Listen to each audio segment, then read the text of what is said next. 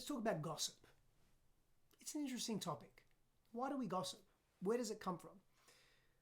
I have a few things I'm going to throw at you, and then we're going to unpack it a little bit. So, fear of being seen. So, we don't want people talking about us, so we talk about others. We get into patterns and habits of speaking to the deficits or the bad attributes of others to shine the light on someone else and not on us. That connects and links to low self-worth. In fact, most gossip is linked to low self-worth. We'll come back to that in a moment. Weak-mindedness.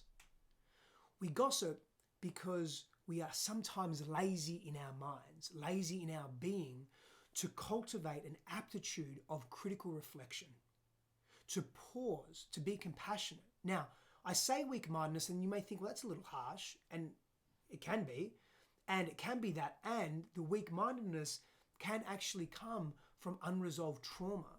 It can come from not being taught as children how to think for ourselves, how to deal with our own sense of inadequacy or perceived low self-worth. And so weak-mindedness can be a byproduct of an environment that was detrimental to our mental, emotional, spiritual, relational health. So when I say weak-mindedness, it's not an attack on people. It's not a judgment. It's that we haven't learned to cultivate our own sense of self. Other reasons for gossiping. Avoidance of responsibility. An avoidance of our own stuff, right? And the two go hand in hand. We don't want to be responsible for the change that we need to make in our lives to be better human beings. We struggle to own our own stuff, to see our own shadows. It can be very confronting. The ego within is fragile. And it's fragile because, again, low self-worth. We feel unworthy in our disposition of life. We feel unworthy in who we are in the world. We don't believe in ourselves. We don't trust ourselves. We carry comparison syndrome. And we're matching ourselves against others, perceiving and or believing that we are not good enough, feeling angry, sad, frustrated, jealous as a result of that. And we then start projecting. We start comparing. We start picking apart all the attributes that we don't like in that person, when really it's stuff that we either don't like within ourselves or we haven't fully owned that power within us yet. Again, more than likely because we've never really been shown how to. We've never really been shown how to love ourselves. That's another thing that's connected to gossip. You see, we can go to the surface and say, oh, they're gossiping because they're jealous. Okay, that could be accurate. But what are the layers underneath the layers, underneath the layers, underneath the layers? That's where I like to go. I like to get to the source of a problem or an issue or a pain point.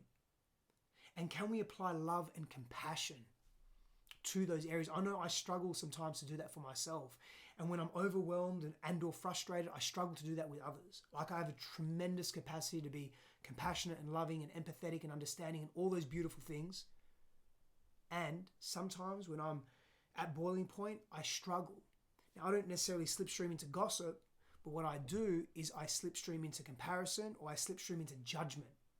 And but gossip is a form of judgment as well. And we are judging others because we are not seeing ourselves. We are judging ourselves harshly. Again, low self-worth. And we've more than likely been taught and told that negative reinforcement is the way to motivate us to create in the world, to be externally successful and to seek validation outside of ourselves. Another reason we gossip is because we are avoiding grieving relationships. Pause for a minute. Sit with that. What does that mean to you? We are avoiding grieving relationships or the loss of relationships. So maybe someone's done something to us, or there's been a falling out. And because of that, we haven't allowed ourselves the space to grieve the sadness or the anger or whatever other big emotions are coming up from the loss of that friendship. So what do? We go straight into attack and we start gossiping about that person. We start gossiping about how they were, how they behaved, how they acted, who they are, who they're connected to, and the bad things that they've done. And we try and justify them being the villain. And guess what? If they're the villain, who's the hero? we're the hero. Because we ultimately are struggling with change. We are struggling with the shift of that relationship. And when we come into deeper communion with our wounds and our feelings and our unresolved trauma, we can't help but grow. And we grow out of the need to gossip. Because ultimately, gossip is feelings that are repressed, that are coming out as judgment towards others because we're unwilling to look at our own stuff. That's the truth of it. And part of the foundation of that is low self-worth.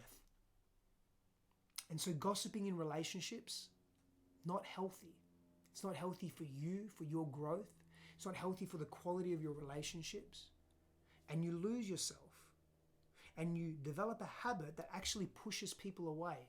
Because maybe part of you is fearful of intimacy, fearful of getting close because intimacy has been dangerous for you. Intimacy has not been safe. And so gossiping about people and pushing people away in that sense keeps you safe because it keeps people emotionally and relationally at a distance. So when we start to feel our feelings that have been repressed for a long time, which is part of the core key to healing and closing trauma loops, well, we don't have a need to gossip anymore. We can take greater ownership of our stuff, who we are, greater responsibility for how we want to navigate the world.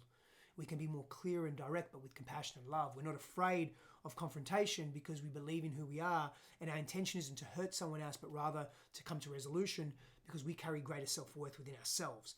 And that's a process. That is a journey. It doesn't happen overnight. It happens with deliberate intention, with practice, with patience, with persistence. 3 P's, practice, patience, persistence. You can apply that methodology, that triangle, to any area of life. Now, don't go just yet. My book is being released very soon, and you can pre-order above or below, depending where you're watching this. But please pre-order the book. It's on relationships and intimacy, sacred sexuality, how we can relate better to ourselves, to our partners, how we can have more dynamic sex, deeper conversation, deeper intimacy, deeper connection, how to heal so much of the past and not continue to bring it into the present. Pre-order the book. You won't regret it. Power and blessings to you.